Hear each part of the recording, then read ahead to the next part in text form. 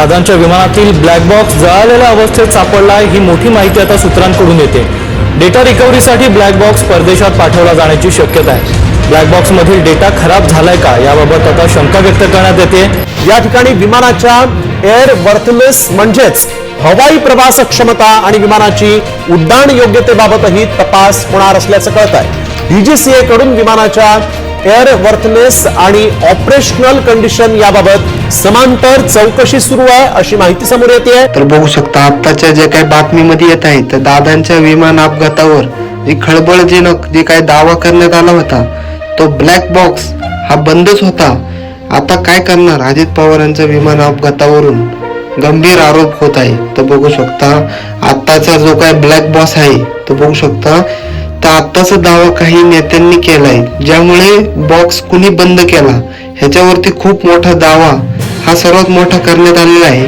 विमान दुर्घटनेवरती जे काही घातपात संशय कसा बाळगला आणि कोणी केला ह्याच्यावरती सर्वांना जो काही आक्षेप आहे आणि अजित पवारांच्या विमान अपघाताला जो काही तब्बल 14 दिवस उलटून गेले त्याच्यावरती झाले तर मात्र या अपघातामागे काही काळबेर का असेना असं सर्वांना वाटत आहे। नेत्यांकडून वारंवार केला जातोय जो काही बघू शकता विमानाच्या ब्लॅक बॉक्स मधील माहिती अद्याप बाहेर आलेली नाही। या प्रकरणाला नवं वळण मिळाले तो काँग्रेस प्रवक्ते जे काय बघू शकता अतुल लोंढे यांनी त्यांच्या विमानाचा ब्लॅक बॉक्स हा बंद होता असा दावा केलाय। तर बघू शकता त्यांनी दावा केलाय तर विमानाचा ब्लॅक बॉक्स हा असा एक भाग आहे जो कोणत्याही परिस्थितीत अपघाताची कारणे शोधण्यास मदत करतो। त्यामुळे ब्लॅक बॉक्स हा बंद असणं हे तांत्रिक दृष्ट्या अशक्य मानले जात आहे। तर त्यामुळे अपघातामागे ब्लॅक बॉक्स बंद करण्याचे कारण पुढे येत असेल तर घातपात होण्याचं जे काही सिद्ध होईल असा दावा रोहित पवार यांनी केलाय। तर बघू शकता दरम्यान सॅटेलाइटद्वारे जे काही विमानाच्या लोकेशन आणि स्पीड बद्दल माहिती देणारे ट्रान्सपॉट जे काही बघू शकता अपघाताच्या 1 मिनिट आधी बंद करण्यात आल्याचा दावा आधीच रोहित पवार यांनी केलाय। राज्याच्या उपमुख्यमंत्र्या जे काही बघू शकता विमान अपघातात मृत्यू झालेले जे काही बघू शकता सर्वात महत्वाचा पुरावा असणारा त्या विमानाचा ब्लॅक बॉक्स हा संशयाच्या जो काही भोवऱ्यात सापडतो आणि तेव्हा अनेक प्रश्न निर्माण होतात। त्यामुळे अजितदादांच्या विमान अपघाताचं जे काही कोडं सुटणार की नाही याचा खूप मोठा टेन्शन तर आलेलंच आहे डोक्याला। तर ब्लॅक बॉक्स मधील सत्य महाराष्ट्रासमोर कधी येणार हे पाहणे महत्वाचे ठरेल। आणि 14 जे काही बघू शकतात 14 फेब्रुवारी त्याची जी तारीख आहे ती 12 फेब्रुवारी करण्यात आली होती। जे काही एनसीपीचं विलगीकरण जे काही राष्ट्रवादीच्या विलगीकरणाचा प्लॅन काय आहे अजित पवार यांच्या निधनानंतर राष्ट्रवादी विलगीकरण चर्चा ही रंगत आहे बघू शकता वेग मिळालाय। अशातच 12 फेब्रुवारीला जे काही दोन्ही पक्षाचं विलगीकरण हे होणार होतं पण आता हे झालेलंच नाहीये तर त्याची तारीख लांबवण्यात होणार होती। तर बघू शकता तारीख काय लांबवलेली आहे तर बघू शकता आताची तारीख 20 तारीख करण्यात आलेली आहे। बघू शकता मार्च महिन्यामध्ये 20 तारखे दादांच्या मृत्यूनंतर खरंच राष्ट्रवादीचं विलगीकरण होणार का ह्याचं सर्वांना खूप मोठं टेन्शन आलेलं आहे। होय अजित पवार यांच्या मृत्यूनंतर खुद्द जे काही बघू शकता शरद पवार यांनी राष्ट्रवादीच्या विलगीकरणाचा निर्णय 12 फेब्रुवारीला होणार होता असं वक्तव्य केलं आणि विलगीकरणावरून डाव्या प्रतीवर जे काही बघू शकता दरम्यान सुरेंद्र पवार यांनी मुख्यमंत्र्यांपर्यंत हा जो पदभार हा स्वीकारला आणि दिल्लीत मोदी शहांची जे काही भेट ही घेतलेली आहे तर विलगीकरणाची चर्चा झाली। मात्र 12 फेब्रुवारीला विलगीकरण करण्याबाबत झालेल्या चर्चेवर बोलताना सुप्रिया सुळे भावूक झाल्या। बघू शकता आपल्या समोर बातमी येत आहे। दुसरीकडे रोहित पवार यांनी पत्रकार परिषद घेत विलगीकरणाबाबत जे काही पुरावे देण्याचे जाहीर केलं होतं मात्र आता रोहित पवार यांनी ते काही पुरावे हे त्यांनी जरूर द्यावेत असे म्हणत होते। तर पवारांना जे काही दिले तर रोहित पवार यांनी राज्याच्या जे काही दादांच्या मृत्यूनंतर जे काही आम्ही शांत बसणार नाही असल्याचं सांगत ते तटकरे यांना आव्हान उत्तर दिले। तर खरं तर राष्ट्रवादीच्या विलगीकरणाबाबत विधानसभेनंतरच जे काही सुरुवात झाल्याची चर्चा रंगलेली आहे. तर त्यानंतर पवारांचा वाढदिवस वसंतदादा शुगर जे काही बघू शकता इन्स्टिट्यूट एवढंच नाही तर वारंवार पवार आणि अजितदादांमध्ये बंद दरारा जो काही पडत आहे तो बैठका झाल्या तर अजित पवारांनाही जे काही पवार हेच आपले दैवत असल्याचं वक्तव्य केलं होतं. त्यामुळे राष्ट्रवादीच्या विलगीकरणाची चर्चा रंगली होती. मात्र हा चर्चेवर शिक्कामोर्तब जो काही झाला त्याआधी नगरपालिका आणि त्यानंतर ZP निवडणुकीत एकत्र येत निवडणुका लढवण्याच्या जे काही निर्णयावर मात्र दोन्ही राष्ट्रवादी निवडणुकीत एकत्र आली आणि दुसरीकडे अजितदादांचा विमान अपघातात जो काही मृत्यू झाला. तर आपल्या समोर त्यानंतर विलगीकरणाची चर्चा बारगळ्याचं जे काही म्हटलंय. आता मात्र मोदी शहा जे काही बघू शकता विलगीकरणाला ग्रीन सिग्नल दिल्यानं सुरेंद्र पवार विलगीकरणाच्या चर्चा पुढे नेणार का आणि कुटुंब पुन्हा एकत्र करण्याचा निर्णय घेणार का याकडे राज्याचं लक्ष लागले. मात्र तुर्तास जे काही तरी 12 फेब्रुवारीचा जे काही विलगीकरणाचा मुहूर्त टाळलाय. तर एवढं मात्र निश्चित आहे. तर NCP मीटिंग राष्ट्रवादी काँग्रेसच्या बैठकीत जे काही झालेले आहे 10 दिवसात महत्वाच्या हालचाली घडणार. तर काय काय हालचाली घडणार आहेत तर आपल्या समोर येणार आहेत. बघू शकता मुख्यमंत्री सुरेंद्र पवार यांच्या अध्यक्षतेखाली जे काही बघू शकता राष्ट्रवादी काँग्रेसचे सर्व आमदार आणि प्रमुख नेत्यांची जी काही आज महत्वाची बैठक पार पडली. या बैठकीत नेमकी कोणत्या विषयावर चर्चा झाली याबाबतची माहिती आता समोर आलेली आहे. आता समोर बातमी जी येणार आहे आपल्या समोरच आहे बघू शकता. तर उपमुख्यमंत्री सुरेंद्र पवार यांनी राष्ट्रवादी काँग्रेस पक्षाच्या सर्व आमदार आणि प्रमुख नेत्यांची महत्वाची बैठक बोलावली. सुरेंद्र पवार यांच्या जे काही शासकीय जे काही निवासस्थळ जे काही स्थानी देवगिरी बंगल्यावर ही बैठक बोलवण्यात आली होती. दिवंगत उपमुख्यमंत्री अजित पवार हे दर आठवड्याला सर्व आमदार आणि पक्षाच्या ते काही प्रमुख नेत्यांची बैठक घ्यायचे अगदी तशीच ते काही बैठक सुरेंद्र पवार यांनी बोलावली. अशा प्रकारची बैठक सुरेंद्र पवार यांच्या अध्यक्षतेखाली जे काही पार पाडायची ही पहिलीच वेळ होती. सुरेंद्र पवार यांनी या बैठकीत पक्षाचे प्रमुख नेते आणि पदाधिकारी यांच्यात चर्चा केली. या बैठकीत जे काही अतिशय महत्वाच्या विषयावर चर्चा पार पाडण्याची जी काही माहिती आपल्या समोर आहे. पक्षाचा राष्ट्रीय जो काही अध्यक्ष निवडणुकीबाबत बैठकीत चर्चा रंगलेली आहे. तर विश्वसनीय सूत्रांकडून याबाबत महत्वाची बातमी आपल्या समोर येतच आहे. बघू शकता बैठक आपल्या समोर फोटो येत आहे.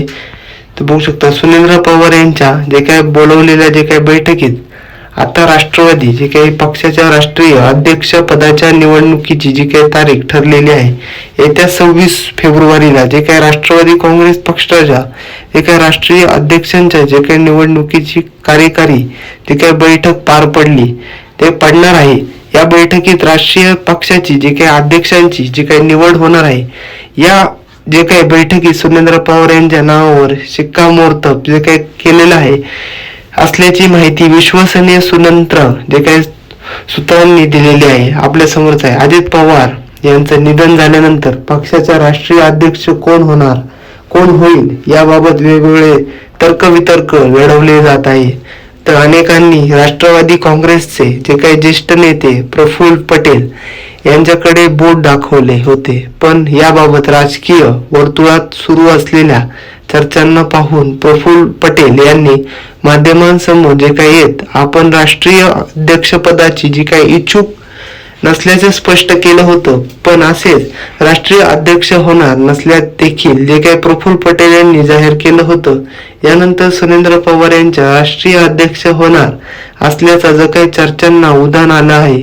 तर त्यानुसार जे काही आता घडामोडी घडत असल्याचं जे काही बघायला मिळत आहे आपल्या समोर दिसत आहे. बघू शकता बैठकीत काय घडलं आपल्या समोर आहे ते बघू शकता. बैठकी दरम्यान आज पार पडलेल्या बैठकीत प्रफुल्ल पटेल यांनी राष्ट्रवादी काँग्रेसच्या जे काही राष्ट्रीय अध्यक्षपदाची जे काही निवडणुकीसाठी सुरेंद्र पवार यांच्या नावाची घोषणा केली.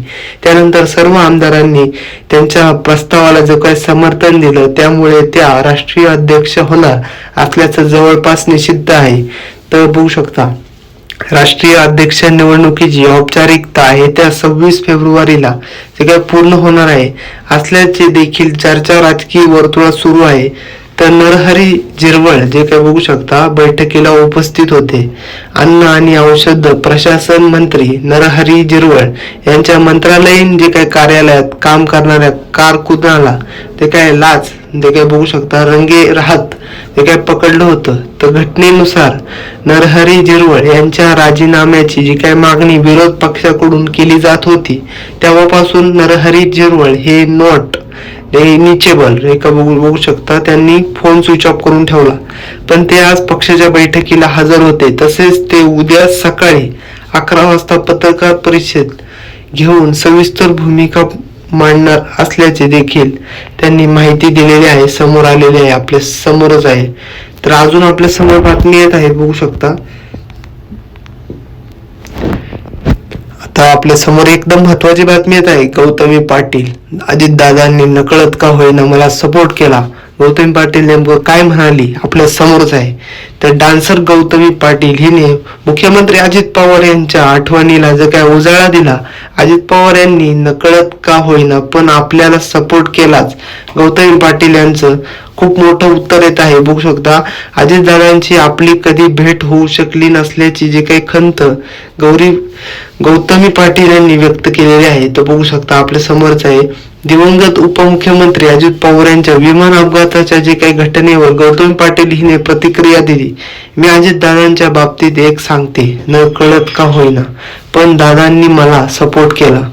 मी दादांसोबत कधीच बोलले नाही, आमची भेट झाली नाही, काही नाही, पण अजितदादांनी मला सपोर्ट केला. दादांचे ते 2 शब्द प्रेमाने माझ्यासोबत बोलणं असू दे ते आता मध्ये त्याच्या कुणी विचारलंच नाही. ते बैलांसमोर नाचली, मग त्यावर म्हणाले तुला काय करायचं. हा माझ्यासाठी सपोर्टच आला. तर लोकांनी जे काही मला बऱ्याचदा ट्रोल केलं पण दादांनी त्यावर उत्तर दिलं. दादांनी प्रत्येक कलाकाराला सपोर्ट दिलाय. प्रत्येक कलाकाराला जो काही दादांनी जीव लावला पण दादांनी कधी भेटायची वेळ आली नाही. या गोष्टीची खूप खंत आहे असं गौतमी पाटील म्हणाले. आपल्या समोर फोटो आहे, बघू शकता. अजितदादा यांच्या जे काही विमान अपघातामध्ये जे काही बातमी आली होती तेव्हा तू कुठे होतीस असा प्रश्न गौतमीला विचारला गेला. त्यावर तिने प्रतिक्रिया दिली. त्यावेळेस मी घरीच होते. मी नुकतीच उठलेली आणि मीच नाही तर संपूर्ण महाराष्ट्राला शॉकिंग न्यूज होती. मी उठले तेव्हा मला माझ्या आईने या घटनेची माहिती दिली. मी म्हणाले अगं वेडी आहेस का, दुसरं काहीतरी असेल, नाही तर फेक असेल. आता या क्षणाला देखील खरं वाटत नाही की असं काही घडलं आहे. एकदम शॉकिंग होतं हे सगळं माझ्यासाठी. तर माझी तर झोपच गेली. अजितदादांनी जे काही महाराष्ट्रासाठी जे प्रामाणिकपणे काम केलं आहे, मला नाही वाटलं की दादांसारखा जो काही नेता आहे तो होईल. अजितदादांची जी काही जागा कोणीच घेईल असे शक्यच नाही असं देखील गौतमी पाटील म्हणाले. तर गौतमीचा जो काही तरुणीला जो काही मोलाचा सल्ला आहे, तर माझ्याकडे लहान लहान मुले आहेत ते येतात आणि ताई मला तुझ्याकडून डान्स शिकायचे आहे असं म्हणतात. एक मुलगी तिच्या वडिलांना घेऊन आली आणि म्हणाली की मला तुझ्याशी बोलायचं आहे. मी तिला बोलावून जे काही सर्वांना सांगितलं आणि बोल तुला काय बोलायचंय. ती म्हणाली मी माझ्या जे काही तुझ्यासोबत शो करायचे आहेत. लहान मुलगी, मी तिला बोलले जे काही बघू शकता जे काही शो करायचे आहे तर तुला सांगितलं शो करायचे, डान्स करायचं आणि सर्व प्रोफाईल जे काही चांगली करायची. डान्स क्लास कसा करायचा, डान्स क्लासमध्ये जे काही शिक आणि त्यानंतर आपल्याला त्यांच्याकडून ॲडवाइस जे काही भेटले, आपल्याला इव्हेंट मिळतात ते कर. पण या क्षेत्रात नको मी आणि दुसऱ्या जे काही म्हणलेले आहे मुलींना म्हणणे जे काही बघू शकता माझ्या सारखं काम करायला विचार करता त्यांना मी म्हणेल की छान डान्स क्लास लावा, तिथे शिका. मी यातून आधीपासून आणि टप्प्याटप्प्याने शिकत आली. ते मी कशी आणि मला माहिती. म्हणून तुम्ही या क्षेत्रात पडायला नको असं मत गौतमी पाटील हिने मांडलेलं आहे. तर आपल्या समोर खूप छान व्यक्त केलेले आहे. तर आपल्या समोरच आहे. तर ह्या व्हिडिओला लाईक करा, चॅनलवरती नवीन असेल सबस्क्राईब करा.